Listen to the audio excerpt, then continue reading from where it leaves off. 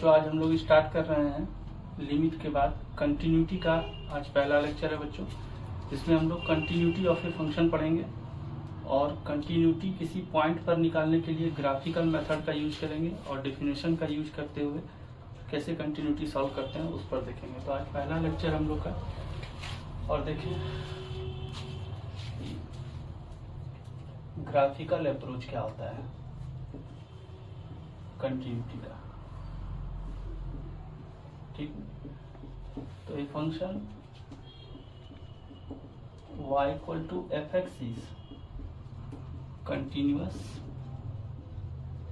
Eight point x equal to a if there is no gap or hole at x equal to a, ठीक है।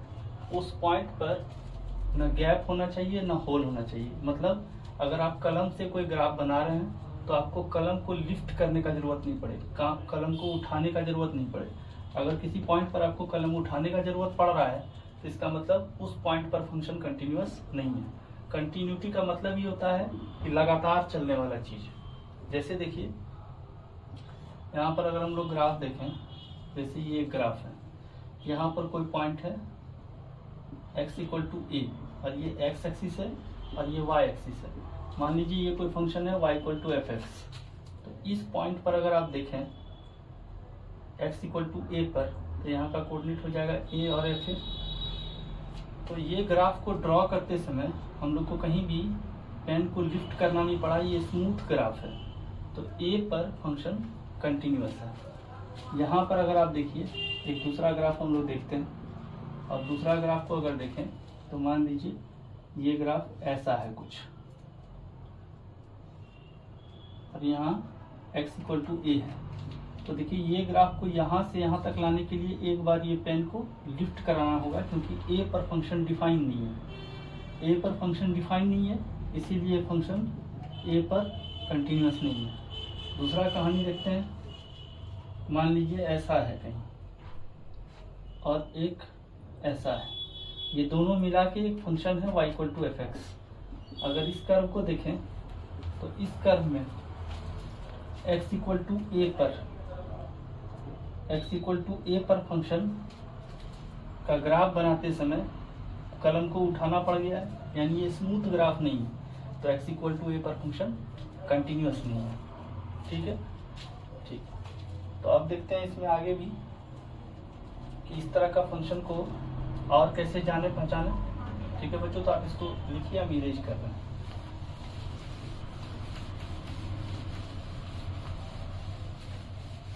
ठीक है, अब देखिए इसमें बच्चों की मान लीजिए एफ एक्स इक्वल टू है greatest integer x. Greatest integer x का अगर ग्राफ बनाए हम लोग तो देखिए 0 से 1 के बीच में ऐसा ग्राफ होगा, ठीक है। 1 से 2 के बीच में ऐसा ग्राफ होगा, 2 से 3 के बीच में ऐसा ग्राफ होगा, और इधर भी अगर आप देखेंगे तो -1 से 0 के बीच में ऐसा ग्राफ होगा। ये सब हम लोग पहले ही डिस्कस कर चुके हैं, है ना। 1 यहाँ हो गया, 2 यहाँ हो गया, 3 और यहाँ पर वैल्यू हो गया 1, ये वैल्यू हो गया 2 और ये वैल्यू हो गया -1। तो आप देखिए हर एक इंटीजर पर आप जब इसका कर्व खींचेंगे तो आपको पेन उठाना पड़ेगा, क्योंकि वहाँ गैप है यानी होल है, ठीक है। तो f x is not continuous eight integral points. जबकि इस फंक्शन का अगर डोमेन देखें आप तो डोमेन पूरा रियल नंबर है और रेंज भी पूरा रियल नंबर है, ठीक है। रेंज इसका इंटीजर है बच्चों, सॉरी, रेंज इसका इंटीजर है, लेकिन डोमेन इसका पूरा रियल नंबर है। लेकिन इंटीग्रल पॉइंट्स पर ये फंक्शन कंटिन्यूअस नहीं है। दूसरा फंक्शन अगर देखें f x equal to signum of x. तो सिग्नम एक्स का अगर ग्राफ देखें तो सिग्नम एक्स का ग्राफ में x इक्वल टू 0 पर ये वैल्यू होता है। सिग्नम एक्स का बच्चों डिफिनेशन होता है +1 अगर x 0 से बड़ा है, 0 अगर x इक्वल टू 0 है, और -1 जब x 0 से छोटा है। तो -1 जब x 0 से छोटा है तो ये ग्राफ, 0 से बड़ा है तो ये ग्राफ, और 0 है तो एग्जैक्ट 0।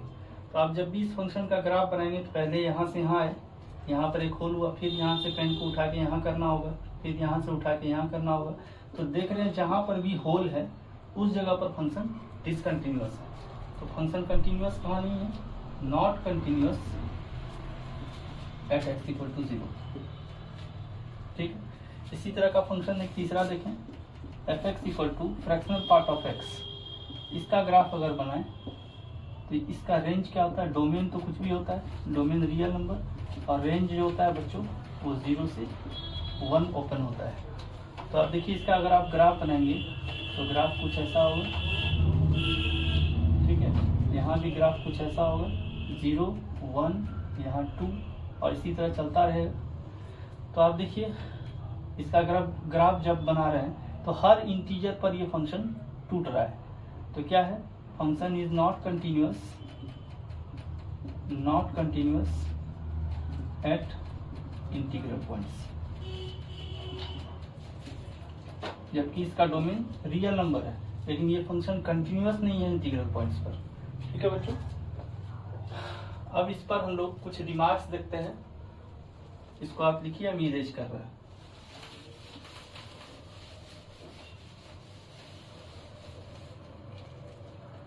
पहला रिमार्क्स है, रिमार्क्स नंबर 1 में कि if y equal to f x जो है कंटिन्यूअस है at x equal to a, इसका मतलब होता है कि x equal to a must lie in the domain of f x. ठीक है, x equal to a must lie in the domain of f x. तो x इक्वल टू ए जो है इस फंक्शन का डोमेन में रहना ही चाहिए, क्योंकि डोमेन में ही आप कंटिन्यूटी हमेशा चेक कर सकते हैं। अगर ये फंक्शन इसके डोमेन में नहीं है तो वहां पर कंटिन्यूटी का कोई मतलब नहीं बनता है।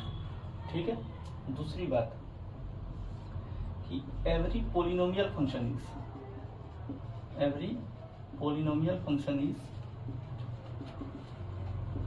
Always continuous. ठीक है, every polynomial function always continuous होगा और all x belongs to real number. कोई भी आप पोलिनोमियल फंक्शन ले लीजिए, f x equal to x square plus 2, ये हमेशा कंटिन्यूअस होगा। ठीक, एफ एक्स इक्वल टू कुछ भी ले लीजिए, a naught x to the power n plus a 1 x to the power n minus 1 plus a n, ये फंक्शन ऑलवेज कंटिन्यूअस और all x belongs to real number. ठीक, तीसरा देखें, और रैशनल फंक्शन के लिए अगर देखें, मतलब ऐसा फंक्शन जो इस तरह के फॉर्म में हो, f x by g x, then it is continuous for all x belongs to real number minus वो सारा पॉइंट जहां पर जी एक्स 0 होगा। ठीक, वो सारा पॉइंट जहां पर जी एक्स 0 होगा वो सारे पॉइंट को हटा दीजिए, बाकी ये हर जगह कंटिन्यूअस होगा। मतलब पॉइंट ऑफ डिसकंटिन्यूटी मतलब जहां पर फंक्शन कंटिन्यूअस नहीं है, is obtained at g x equal to 0। G x को 0 कर दीजिए, जितना सारा पॉइंट मिलेगा वहां पर फंक्शन डिसकंटिन्यूअस हो जाएगा। ठीक है, चौथा पॉइंट देखें, अगर कोई फंक्शन इस फॉर्म में है या इस फॉर्म में है, then f x is not continuous. इस दोनों के लिए ये लिखा जा रहा है बच्चों, not continuous at those points of x where f x equal to integer. अंदर वाला जो फंक्शन है जब भी इंटीजर होगा और वो इंटीजर जिस x के लिए हुआ है वो सारा x इस फंक्शन को डिसकंटिन्यूअस बना देगा।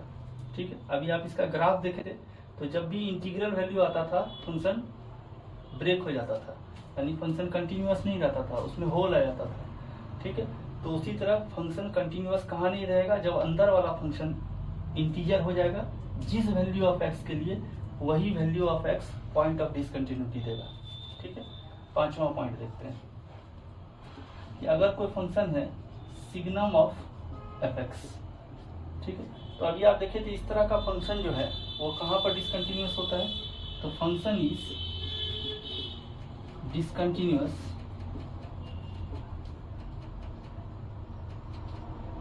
at those points of x where f(x) equal to 0। Signum function का जब बच्चों ग्राफ हम लोग देखे थे तो x इक्वल टू 0 पर यह फंक्शन ब्रेक कर रहा था। तो बस सिग्नम x अगर हम लोग लिख रहे हैं तो अंदर का जो फंक्शन है वो x इक्वल टू 0 पर ब्रेक कर रहा है, तो अंदर में यहाँ पर f(x) है, तो जहाँ पर f(x) 0 होगा वहाँ पर ये फंक्शन ब्रेक कर जाएगा, वहाँ फंक्शन नहीं टूटेगा। अगला लिखते हैं,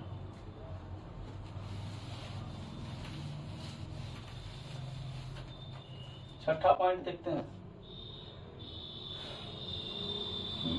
y equal to f x है कोई फंक्शन, और एफ एक्स क्या हो सकता है, लॉगरिथमिक फंक्शन। ठीक है, inverse trigonometric function, trigonometric function, ठीक है, मॉडुलस फंक्शन। ये सारा फंक्शन कंटिन्यूअस होता है इन इट्स डोमेन, ये अपने डोमेन में ये सारा फंक्शन कंटिन्यूअस होता है। ठीक है बच्चों, तो ये पॉइंट को आप नोट कीजिए बच्चों, और हम लोग एक पॉइंट और देखते हैं और उसके बाद हम लोग सवाल पर उतरते हैं। ठीक है बच्चों, इसको हम लोग इरेज करते हैं।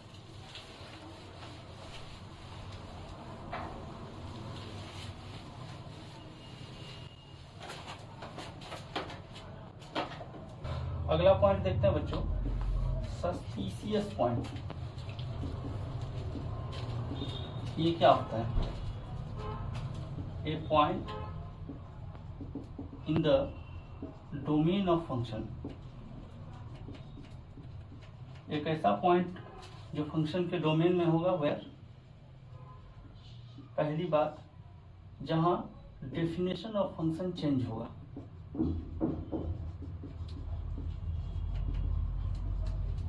जिस पॉइंट पर डेफिनेशन ऑफ फंक्शन चेंजेस हो और डोमेन स्प्लिट हो, जिस पॉइंट पर डेफिनेशन ऑफ फंक्शन चेंजेस हो या डोमेन स्प्लिट हो, जैसे मान लीजिए एफ एक्स इक्वल टू कोई फंक्शन दिया, यहाँ पी एक्स, ठीक है, और यहाँ दिया ए से बड़ा है एक्स और बी से छोटा है। ठीक है, और यहाँ दूसरा फंक्शन दिया क्यू एक्स, जहाँ दिया बी से बड़ा है एक्स और सी से छोटा है। तो देखिए यहाँ पर ये p x function piecewise define हो गया, ये f x function piecewise defined है, जहाँ पर ये डोमेन है इसका, पी एक्स के लिए ये डोमेन सेट किया गया और क्यू एक्स के लिए ये डोमेन सेट किया गया है। तो यहाँ पर देखिए बी जो है वो आपका सस्पिशियस पॉइंट है, क्योंकि इस पॉइंट पर ही दो अलग अलग फंक्शन, बी के लेफ्ट में अलग फंक्शन बनाया गया है और बी के राइट में अलग फंक्शन बनाया गया है। तो जिस पॉइंट पर डोमेन स्प्लिट करता है या जिस पॉइंट पर फंक्शन जो है उसका डेफिनेशन चेंज हो जा रहा है, वो पॉइंट कहलाता है सस्पिशियस पॉइंट। या एक ऐसा पॉइंट जहां पर denominator of function, denominator of function becomes 0। जिस पॉइंट पर फंक्शन का डिनोमिनेटर 0 हो जाए उस फंक्शन को भी कहते हैं सस्पिशियस पॉइंट। ठीक है बच्चों, और एक नोट करके और बात लिखिए, ठीक है, कि पॉइंट फंक्शन किसको कहते हैं। ठीक है, पॉइंट फंक्शन क्या है, जैसे देखिए function whose domain and range both are singleton set। ठीक है, जिसका डोमेन और रेंज दोनों सिंगलटन सेट हो, उस फंक्शन को बोलते हैं point function. These functions are always discontinuous. इस तरह का फंक्शन हमेशा डिसकंटिन्यूअस होता है, क्योंकि इसका नेबरहुड डिफाइन नहीं होता है बच्चों। इस फंक्शन का नेबरहुड डिफाइन नहीं होता है, इसीलिए पॉइंट फंक्शन हमेशा डिसकंटिन्यूअस फंक्शन बोला जाता है। ठीक है बच्चों, अब ये सब जो हम लोग टॉपिक जितना भी पढ़े, वो सब टॉपिक पर रिलेटेड सवाल अब हम लोग सॉल्व करते हैं। तब तक आप इसको लिखिए। अब इस पर हम लोग कुछ सवाल देखते हैं।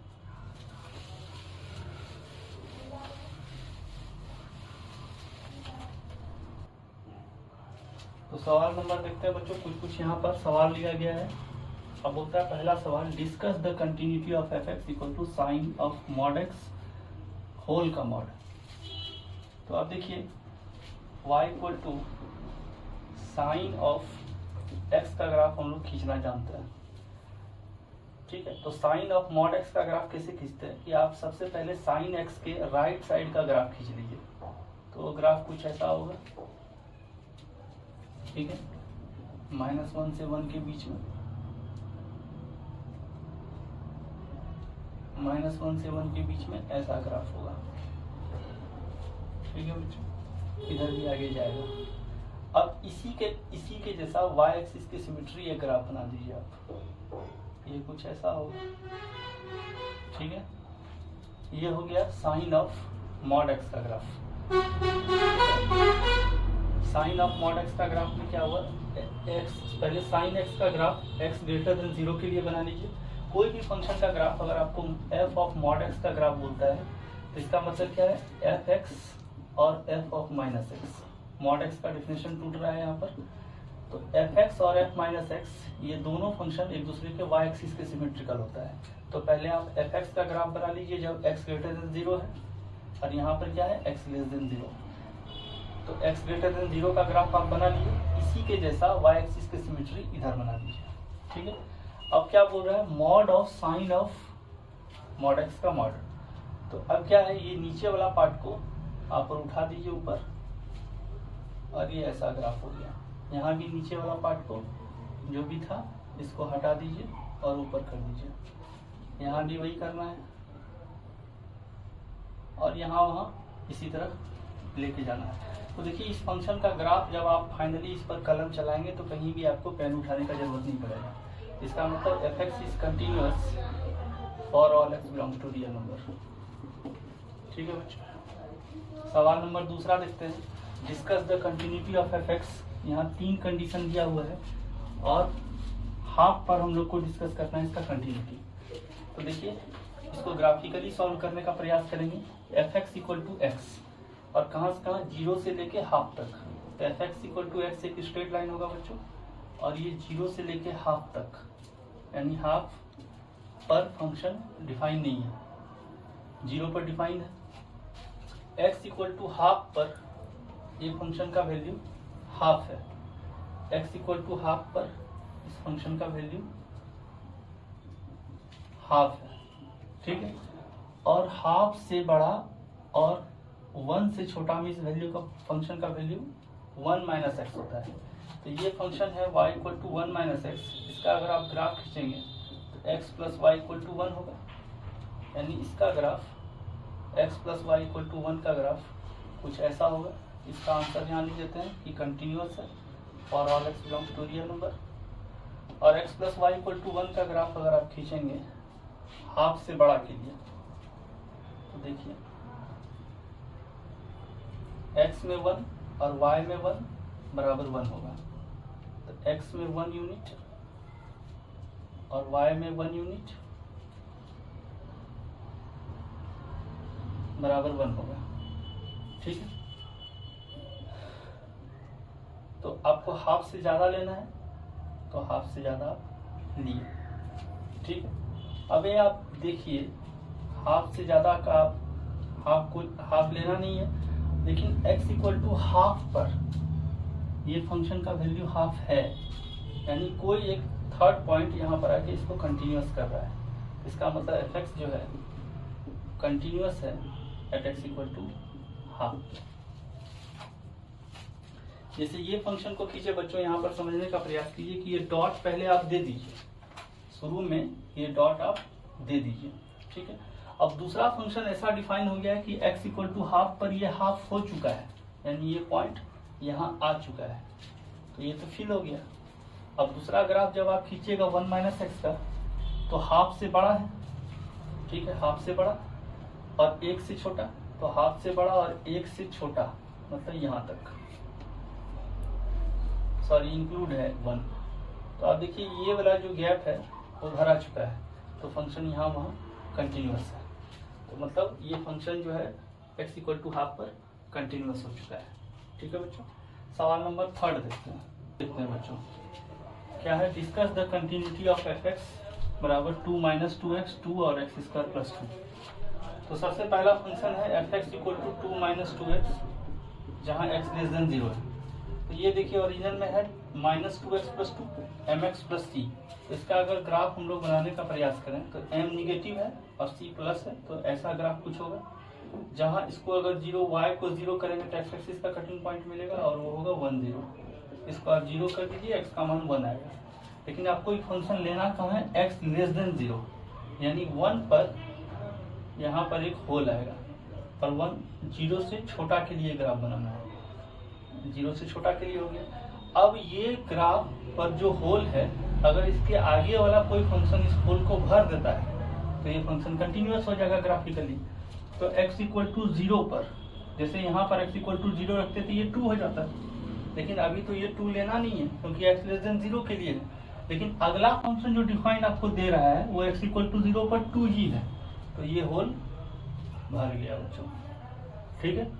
x इक्वल टू 0 पर ये वैल्यू 2 दे दिया। अब x स्क्वायर प्लस 2 क्या है, 0 से बड़ा के लिए, तो 0 से बड़ा के लिए x स्क्वायर प्लस 2x का ग्राफ होगा। लेकिन इसके पहले वाला फंक्शन 2 पर भराया जा चुका है। तो अब देखिए इस फंक्शन का कंप्लीट ग्राफ अगर आप इस पर पेन लगाएंगे तो इस पर कहीं भी कलम उठाने का जरूरत नहीं पड़ेगा। तो ये फंक्शन कंटिन्यूअस हो गया x इक्वल टू 2 पर, f(x) is continuous at x equal to 2 पर। कंटिन्यूटी का सवाल बनाने के लिए बच्चों आपका लिमिट और ग्राफ ये दोनों पर कमांड होना चाहिए। अगर दोनों का पर कमांड है, आपका लिमिट पर पकड़ और ग्राफ पर पकड़ अगर मजबूत है बच्चों, तो आप इस तरह के सवाल को आराम से सॉल्व कर सकते हैं। और यहाँ पर बच्चों एक छोटा सा मिस्टेक हो गया, ये फंक्शन x इक्वल टू 0 पर कंटिन्यूअस है, 0 पर आपको कंटिन्यूटी चेक करने के लिए कहा गया था, ठीक है। तो ऐसा ही सवाल है बच्चों चौथा, और ऐसा ही सवाल है 5वां। ये दोनों को आप खुद से ट्राई कीजिएगा। हम 6 नंबर सवाल आपको दिखाते हैं। देखिए 6 नंबर सवाल,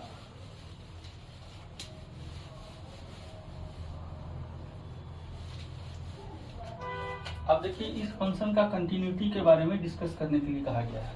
तो जब आप tan इनवर्स x का ग्राफ बनाएंगे बच्चों, तो अपर लिमिट होगा -π प्लस π/2 और लोअर लिमिट होगा -π/2। ये -π/2 है और ये y इक्वल टू प्लस π/2 है और ये y इक्वल टू -π/2 है। अब tan इनवर्स x का ग्राफ कुछ ऐसा होता है, ठीक है। π/2 का मतलब क्या हुआ, 1.57, और ये भी हो गया -1.57, ठीक है। इसके बीच में एक इंटीजर आएगा बच्चों और ये होगा y इक्वल टू 1, ये वैल्यू है y इक्वल टू 0 और ये वैल्यू है y इक्वल टू -1। जब भी आप tan इनवर्स कोई भी फंक्शन का अगर आप ग्रेटेस्ट इंटीजर का ग्राफ खींचते हैं तो y में इंटीजर कंसेक्यूटिव लेना स्टार्ट कीजिए और एक पैरेलल लाइन खींचना स्टार्ट कीजिए। तो आप देखिए y इक्वल टू जब 1 हुआ है, y equal to tan inverse x, ठीक है, और y इक्वल टू अगर 1 हुआ है तो x का मान क्या होगा, tan 1। यहाँ पर वैल्यू आएगा tan 1, ठीक है, ये y एक्सिस है। तो यहाँ पर भी वैल्यू आएगा बच्चों -tan 1 और यहाँ पर 0 है। तो आप देखिए यहाँ पर ये 1 है, यहाँ पर -1 है। ये जो ग्राफ है ये यहाँ से यहाँ तक का पोर्शन है, ये जो पूरा पोर्शन है इसका जो वैल्यू गया है 0 से 1 तक गया है। अब greatest integer of tan inverse x का ग्राफ खींचते हैं। तो 0 से tan 1 के बीच में, 0 से बड़ा और tan 1 से छोटा, इसका रेंज y में देखिए कितना है, 0 से 1 तक। तो 0 से 1 तक का ग्रेटेस्ट इंटीजर होगा बच्चों 0। तो 0 से tan 1, इसका ग्राफ ऐसा होगा इतना से पार्ट का। अब tan 1 से π/2 तक अगर जाएंगे तो y का रेंज आ रहा है 1 से लेके π/2 तक। तो 1 से π/2 तक में ये फंक्शन, इसका ग्रेटेस्ट इंटीजर 1 होगा।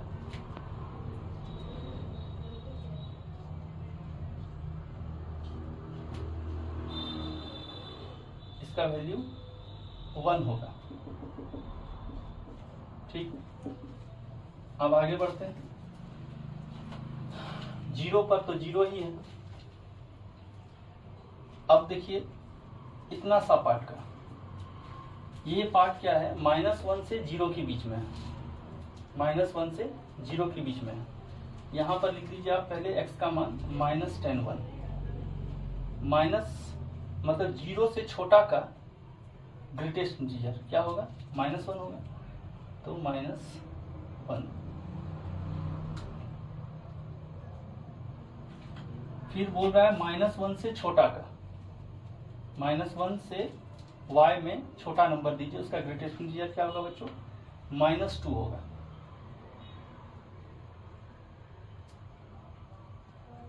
-2 होगा और इसका वैल्यू -1, इसका वैल्यू -2 होगा। तो अब आप देखिए ये फंक्शन कहाँ कहाँ डिसकंटिन्यूअस है।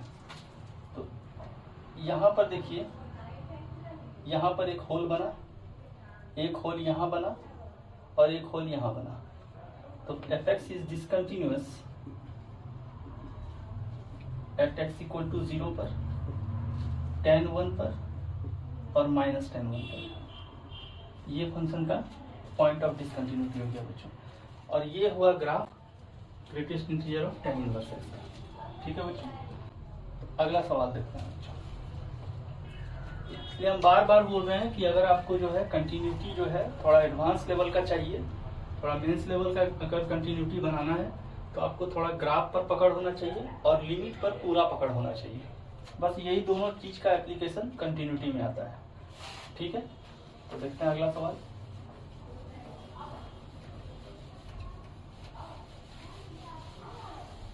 अगला सवाल है बच्चों सवाल नंबर 7।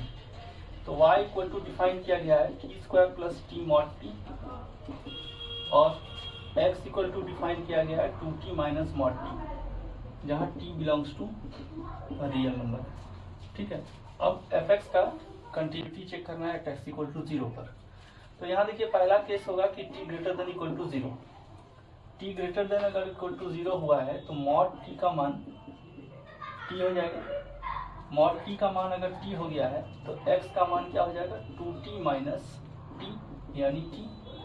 और t क्या है, >0 है। t क्या है, >0 है, इसका मतलब x भी क्या हो गया, >0। और x का वैल्यू क्या है, t। ठीक है, और इस कंडीशन में y = क्या आ गया यहाँ, t² + t² यानी 2t²। यही कंडीशन अभी चल रहा है बच्चों जब t > 0 है। तो इस कंडीशन में t का मान क्या आ गया है, x। तो ये फंक्शन हो गया 2x² का जब x > 0 है। अब when t <0 है उस कंडीशन में mod t का मान आएगा -t। तो x का वैल्यू देखिए क्या आएगा, 2t - t यानी आएगा -3t। ठीक है, और -3t आया और y का मान देखिए क्या आया, y का मान आ गया t² + t × -t यानी 0। ये हो गया t² - t², तो y का मान 0 हुआ। अब देखिए यहाँ t <0 है, t < 0 है और x बराबर -3t है। सॉरी यहाँ बच्चों +3t होगा, -t + 3t हो जाएगा। और t यहाँ क्या है, <0 है, तो ये पूरा फंक्शन क्या हो जाएगा, <0 होगा। यानी x भी <0 है। तो अगर हम y को डिफाइन करें तो कैसे डिफाइन करेंगे, y का एक समय वैल्यू आया था 2x², कब, जब x greater than equal to 0 था, और y का वैल्यू आया 0 जब x लेस देन 0 था। इसको फिर से समझिए बच्चों, x का मान हुआ 2t minus mod t, t belongs to real number, और y का मान t² plus t mod t है। जब पहला केस हम लोग ले रहे हैं t greater than equal to 0, तो मॉड t का वैल्यू प्लस के साथ आएगा, x का वैल्यू अगर खोलेंगे तो 2t माइनस t बराबर t आएगा। चूंकि t greater than equal to 0 था और t का मान x आ चुका है, तो यहाँ x भी ग्रेटर देन इक्वल टू 0 हो गया है। तो उस कंडीशन में y को x में हम लोग चेंज करेंगे, तो y का मान देखिए इसमें t ग्रेटर देन 0 इक्वल पर मॉड t का मान t आया था, तो ये हो गया 2t², और t का मान था x, तो 2x²। जब t greater than equal to 0 था तो x भी ग्रेटर देन इक्वल टू 0 था, तो यहाँ भी कंडीशन लगा दिया गया x greater than equal to 0। ठीक है, तो y का पहला डिफरेंशियल बना 2x² जब x greater than equal to 0 था। सिमिलरली t लेस देन 0 हुआ तो मॉड t का मान माइनस t हुआ, x का वैल्यू अगर देखेंगे तो 3t हो गया। चूंकि यहाँ t लेस देन 0 था तो ये 3t भी लेस देन 0 होगा, तो इसका मतलब x का मान 3t है, तो इसका मतलब x भी क्या हो गया, लेस देन 0। अब यहाँ से देखिए y equal to t² plus t into minus t होगा मॉड का डिफिनेशन से, और ये हो जाएगा 0। तो y का वैल्यू 0 हुआ है जब t का वैल्यू लेस देन 0 है, यानी x का वैल्यू जब लेस देन 0 है, और y का मान 2x² हुआ है जब x greater than equal to 0 है। अब इस फंक्शन का जब ग्राफ बनाएंगे हम लोग, तो देखिए क्या है, y का वैल्यू 0 है जब x लेस देन 0 है, तो देखिए यहाँ पर ऐसा बनेगा, और ये y इक्वल टू 0 का ग्राफ है, और यहाँ होल है, और x greater than equal to 0 पर 2x² बना है। तो जब x greater than equal to 0 है तो x इक्वल टू 0 पर तो ये 0 हो रहा है, तो ये डॉट भर गया, और ये ग्राफ ऐसा हो गया। तो फंक्शन क्या हुआ, कंटिन्यूअस हो गया एट x इक्वल टू 0 पर। ठीक है बच्चों, अगला सवाल देखते हैं हम लोग, सवाल नंबर 8।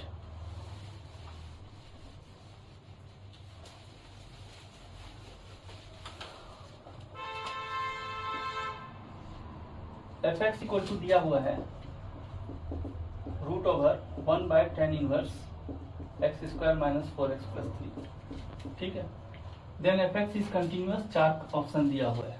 तो अब यहाँ पर देखिए, इस फंक्शन का ग्राफ बनाना पॉसिबल नहीं है, तो ये फंक्शन को देखना होगा कि इस फंक्शन अपने डोमेन में ये कौन कौन सा इसका डोमेन है जहाँ पर ये फंक्शन कंटिन्यूअस हो रहा है।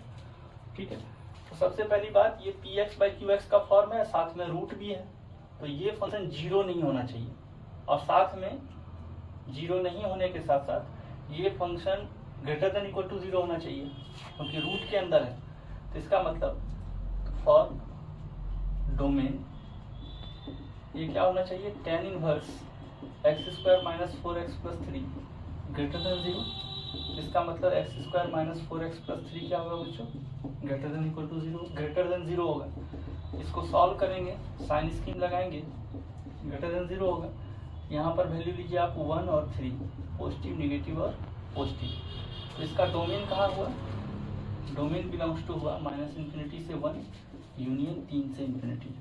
तो इसका मतलब f(x) जो है वो कंटिन्यूअस है इस पॉइंट पर, यानी हम लोग का ऑप्शन हो गया सी। ठीक है बच्चों, कुछ और सवाल देखते हैं बच्चों, तब तक हम इसको इरेज करते हैं, कुछ और सवाल देखते हैं। पहला जो ये लेक्चर है बच्चों, इसमें आप ग्राफ से और जनरल IQ से और जो रिमार्क्स लिखा गया उस पर बेस्ड होके फंक्शन का कंटिन्यूटी चेक कीजिए। जब लेक्चर 2 आएगा तो उसमें हम लोग एनालिटिकल मेथड देखेंगे, मैथमेटिकल मेथड, कि हम लोग उससे कंटिन्यूटी कैसे चेक करते हैं। अगला सवाल देखते हैं बच्चों, सवाल नंबर 9 बोलता है discuss point of discontinuity of ये दो फंक्शन। ठीक है, हम पहला बना देते हैं बच्चों, सेकंड नंबर सवाल खुद से ट्राई कीजिएगा।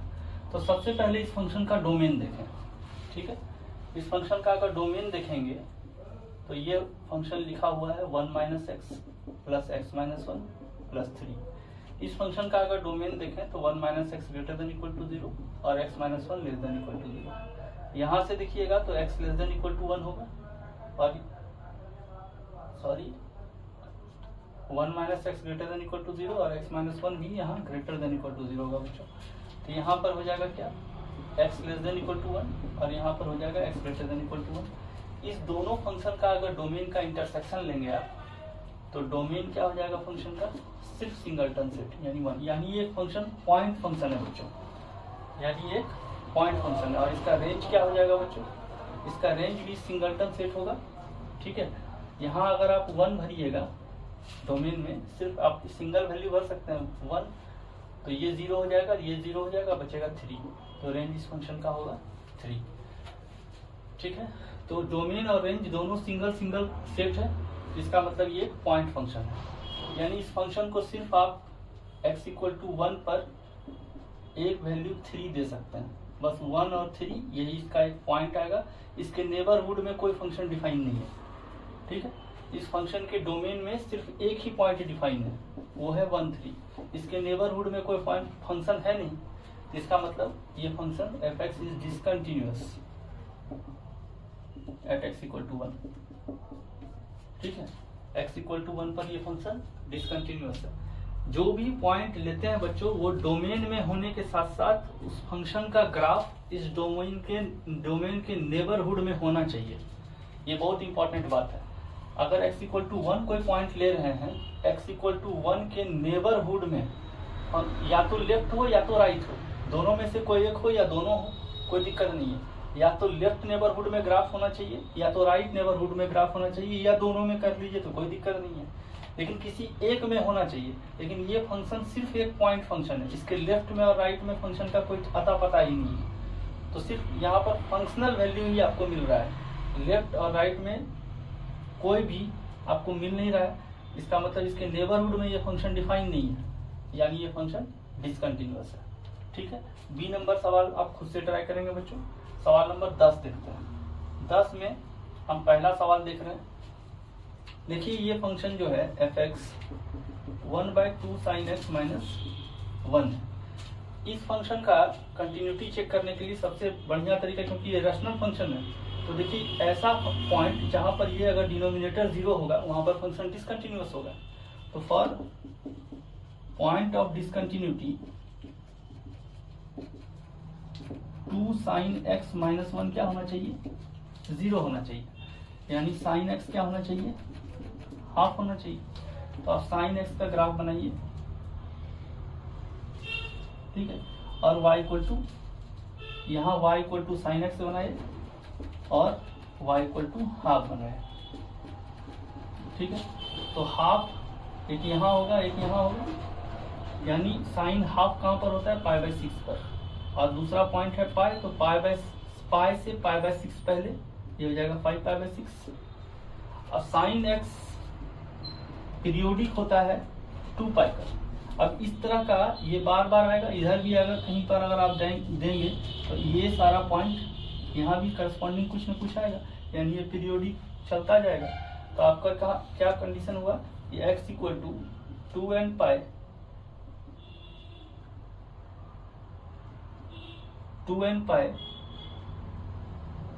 माइनस π/6 और x equal to 2nπ plus, यानी π/6 से 5π/6, ये 2nπ प्लस π/6 और 2nπ प्लस 5π/6। ये दोनों पॉइंट जहां पर फंक्शन डिसकंटिन्यूअस होगा, जहां पर n क्या है बच्चों, इंटीजर है। माइनस क्यों नहीं लिए बच्चों, क्योंकि आगे भी आपको इसमें n का मान भरते जाना है। अब आगे का पॉइंट जो आएगा वो इसमें जुटेगा 2π, यहाँ से π/2π पॉइंट अगर जुटेगा बच्चों तो अगला पॉइंट आएगा, इसमें 2π जुटेगा तो अगला पॉइंट आएगा, इसलिए दोनों जगह प्लस लिया गया है। ठीक है, और n क्या है बच्चों, यहाँ इंटीजर है। तो ये दोनों पॉइंट पर फंक्शन हमेशा डिसकंटिन्यूअस होगा। n का आप इंटीग्रल वैल्यू भरते जाइए, आपको ये सारा पॉइंट्स मिलते जाएगा। ठीक है, 2 नंबर सवाल आप खुद इसी तरह ट्राई कर सकते हैं। 3 नंबर सवाल अगर आप देखें तो 3 नंबर सवाल है f(x) equal to 1/x4 plus x² plus 1। इसको आप ऑरली भी देख सकते हैं बच्चों कि x4 रियल नंबर किसी भी के लिए एक्स स्क्वायर का स्क्वायर ही तो x4 होगा, और एक्स स्क्वायर चाहे x बड़ा हो या जीरो से या जीरो से छोटा हो वो ऑलवेज पॉजिटिव हो जाएगा, एक्स स्क्वायर भी ऑलवेज पॉजिटिव हो जाएगा, और 1 तो पॉजिटिव है ही, यानी ये नीचे वाला चीज कभी जीरो होगा ही नहीं। तो इसका मतलब f x is always continuous, क्योंकि नीचे जीरो हुआ ही नहीं है for all x belongs to real number. ठीक है बच्चों, एक सवाल देखते हैं हम लोग। ये 4 नंबर सवाल आप खुद से ट्राई कीजिएगा, 5 नंबर सवाल हम आपको दिखाते हैं। ठीक है, या 4 भी देख ही लीजिए बच्चों, 4 भी देख ही लीजिए। देखिए 4 नंबर सवाल, f x equal to 1/1 minus e to the power x minus 1/x-2। ठीक है, तो देखिए सबसे पहले डिनोमिनेटर जहां जहां है उसको जीरो नहीं होना चाहिए। तो 1 ये पूरा डिनोमिनेटर है, तो 1 minus e to the power x minus 1/x-2 यहाँ पर लिख देते हैं फॉर पॉइंट ऑफ डिसकंटिन्यूटी। जहां पर फंक्शन कंटिन्यूअस नहीं होगा उसके लिए कौन सा पॉइंट होना चाहिए, सबसे पहले ये 0 होना चाहिए। फिर देखिए आपको फ्रैक्शन कहाँ मिल रहा है, यहाँ पर मिल रहा है, तो इसका मतलब x-2 भी 0 हो गया। तो ये सारा यहाँ से जो भी पॉइंट मिलेगा वो सब पॉइंट पर फंक्शन डिसकंटिन्यूअस हो जाएगा। तो आप देखिए e to the power x minus 1/x-2 बराबर लिख सकते हैं 1, और ये लिख सकते हैं ई टू दी पावर 0। तो इसका मतलब x माइनस 1/x-2 बराबर 0 हुआ, तो x बराबर हो गया 1, और यहाँ से अगर सॉल्व करके देखें तो x बराबर हो गया 2। तो पॉइंट ऑफ डिसकंटिन्यूटी क्या हुआ बच्चों, एट x इक्वल टू 1 और 2। ठीक है, 5वां नंबर अगर सवाल देखें तो एफ एक्स इक्वल टू है greatest integer of x minus greatest integer of x minus 2। अब देखिए ग्रेटेस्ट इंटीजर मेरे नज़र में हमेशा एक इंटीजर है, इससे जो कुछ भी आएगा वो हमेशा एक नंबर आएगा जो इंटीजर होगा। अब ये तो खुद ही इंटीजर है, अब इंटीजर के ऊपर भी अगर आप ग्रेटेस्ट इंटीजर लगाएंगे तो भी एक इंटीजर ही होगा। तो इसको 10 बार लिखिए, एक बार लिखिए, एक ही बात है, यानी ये है ग्रेटेस्ट इंटीजर ऑफ x। और इस greatest integer of x minus 2 में से इंटीजर हमेशा बाहर आ जाता है, तो ये क्या आ जाएगा, इतना माइनस ऑफ -2, यानी ये कैंसिल हो गया, बचा क्या आपके पास 2। तो एफ एक्स इक्वल टू 2 यानी y इक्वल टू 2, एक लाइन खींच दीजिए। क्या इसमें पेन उठाने की जरूरत पड़ रहा है, नहीं। तो एफ एक्स ऑलवेज कंटिन्यूअस है for all x belongs to real number. ठीक है बच्चों, और आज का लास्ट सवाल देखें हम लोग, सवाल नंबर 11। तो इसको हम इरेज कर रहे हैं बच्चों।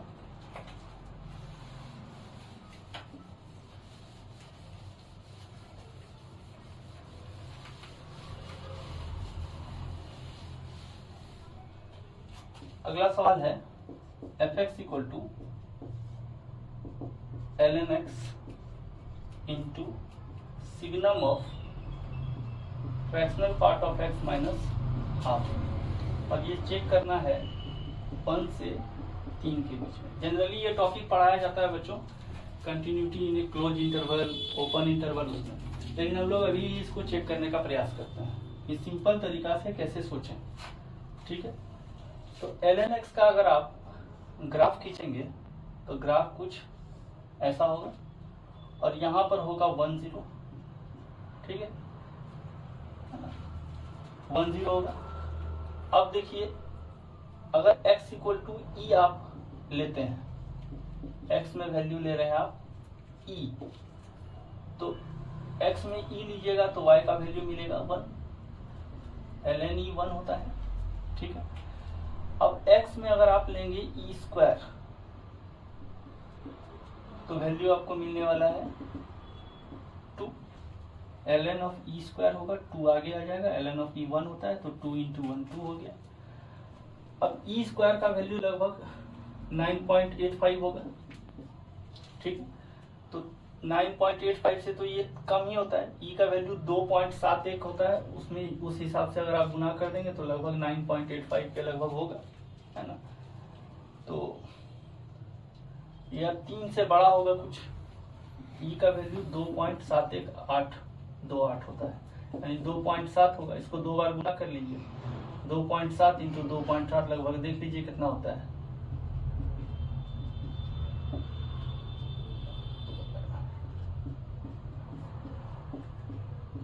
7.29 लगभग हुआ है ना, 7.29 हुआ बच्चों। तो 7.29 अगर है तो इससे तो कम ही होगा 3, तो 3 यहाँ अगर आप ले लेंगे तो ये क्या आएगा ln3। ठीक है, ओके। तो ये फंक्शन को अगर हम लोग देखें तो x इक्वल टू 0 से x इक्वल टू 1 से e के बीच में 1 से e ओपन तक ये फंक्शन का वैल्यू y में कहाँ से कहाँ तक जा रहा है 0 से 1 तक।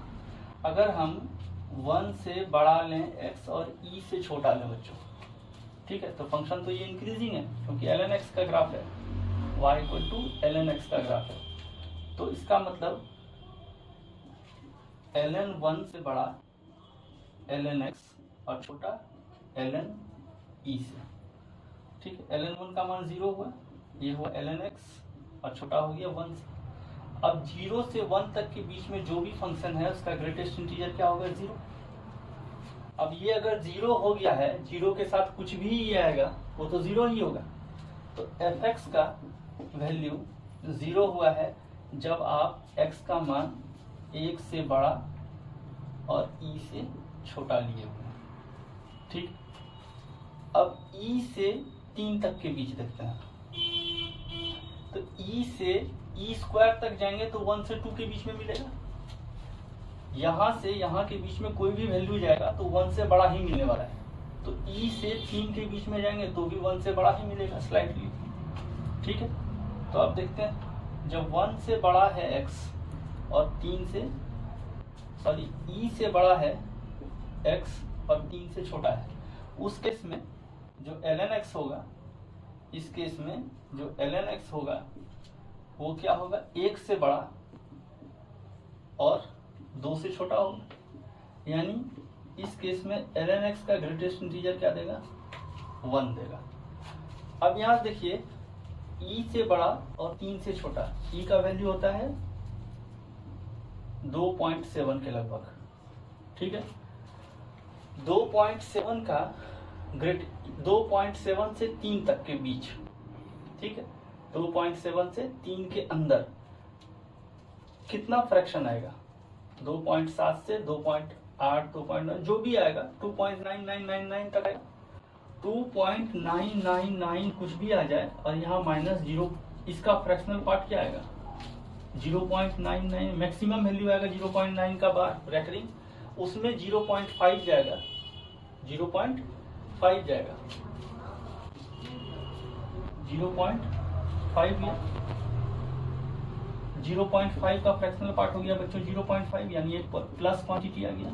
इसको फिर से समझिए बच्चों कि x इक्वल टू ई से 3 ओपन तक, यानी 2.7 इंक्लूड करते हुए, जब 2.7 आप भरेंगे तो इसका फ्रैक्शनल पार्ट क्या आएगा 0.7 में 0.5 गया, क्या मिलेगा 0.7 में 0.5 गया, क्या मिलेगा 0.2। इस पूरे फंक्शन का वैल्यू हुआ 0.2 और सिग्नम के डोमेन में अगर 0.2 है यानी प्लस है तो वैल्यू देगा 1। ठीक है, और क्या हो सकता है 2.7 से 3 के बीच में क्या हो सकता है 2.99 या 2.9 का रेकरिंग, उसमें भी अगर 0.5 जाएगा तो भी आपका जो फ्रैक्शन आएगा वो पॉजिटिव आएगा, और वो पॉजिटिव सिग्नम के साथ जब जाएगा तो भी +1 देगा। तो इसका मतलब है ये भी +1 जा रहा है, ये भी +1 जा रहा है, तो इस केस में सिग्नम ऑफ ये भी वैल्यू क्या दे रहा है आपको 1, यानी अगला इंटरवल जो है उसमें fx का मान आपको मिल रहा है 1, जब 1 से बड़ा है e से बड़ा है x और 3 से छोटा है। अब बाउंड्री पॉइंट पर चेक करें बच्चों 3 पर देखें क्या हो रहा है। 3 पर देखिए, 3 पर x इक्वल टू अगर आप 3 भरेंगे तो 3 का फ्रैक्शनल पार्ट 0 होगा, 3 का फ्रैक्शनल पार्ट 0 हुआ तो यहाँ पर आपका आया फंक्शन क्या -12, सिग्नम के साथ -½ आएगा तो बचेगा आपका -1। तो ये signum of fractional part of x -½ ये क्या बचेगा, सॉरी बच्चों, यहाँ पर देखें कि जब x = 3 है तब क्या होता है, x = 3 पर signum of fractional part of x -½ ये वैल्यू आपको देगा सिग्नम ऑफ -½ और ये हो जाएगा -1। ठीक है, अब ln x क्या देगा, ln 3। अब देखिए ln 3 जो है वो 1 से बड़ा और 2 से छोटा है। ln 3 का मान जो भी है वो 1 से बड़ा और 2 से छोटा है, तो उसका ग्रेटेस्ट इंटीजर क्या देगा, 1 देगा। तो ln 3 का ग्रेटेस्ट इंटीजर ये 1 होगा। अब इस दोनों को गुना करेंगे आप, क्योंकि ये प्रोडक्ट के रूप में है, तो गुना करेंगे तो क्या होगा, -1।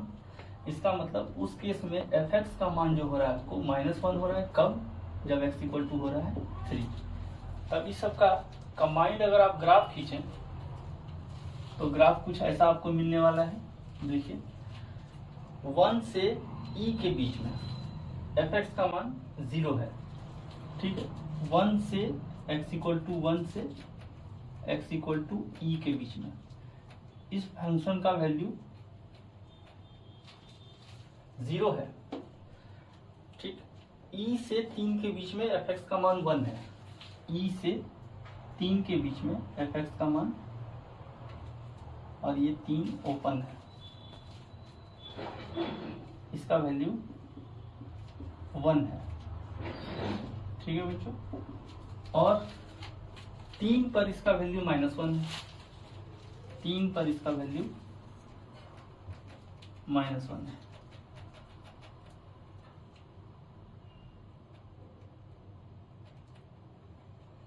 यानी ये पॉइंट मिल रहा है आपको, x = 3 पर आपको वैल्यू मिल रहा है -1। तो आप देखिए आपका पॉइंट ऑफ डिसकंटिन्यूटी कहाँ कहाँ आया, x = e पर डिसकंटिन्यूटी है, ठीक है, और x = 3 पर भी डिसकंटिन्यूटी है।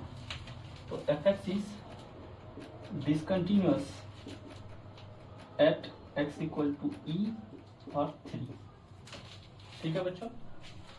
तो आज कंटिन्यूटी का पहला लेक्चर था बच्चों, बिना कोई एक्स्ट्रा मैथमेटिक्स लगाए हुए, सिर्फ ग्राफ से और कुछ बेसिक बात से सवाल को कैसे सॉल्व करते हैं, फंक्शन को यूज करते हुए, डोमेन रेंज का यूज करते हुए, और कुछ इंपॉर्टेंट बात जो रिमार्क्स में लिखा है उसका यूज करते हुए कंटिन्यूटी का सवाल हम लोग कैसे सॉल्व करते हैं। इस तरह का सवाल बच्चों बुक्स में दिया रहता है, कंटिन्यूटी इन इंटरवल ये सब भी दिया रहता है, ठीक है। लेकिन हम लोग बेसिक डेफिनेशन को पढ़ के, ग्राफिकल डेफिनेशन को पढ़ के कैसे सॉल्व करते हैं वो हम लोग आज देखें। आप इस पर प्रैक्टिस कीजिएगा बच्चों, सवाल बुक्स से निकाल के बनाने का प्रयास कीजिएगा। मिलते हैं हम लोग कंटिन्यूटी के अगले लेक्चर में, तब तक के लिए आप शेयर, लाइक और सब्सक्राइब कीजिए। धन्यवाद।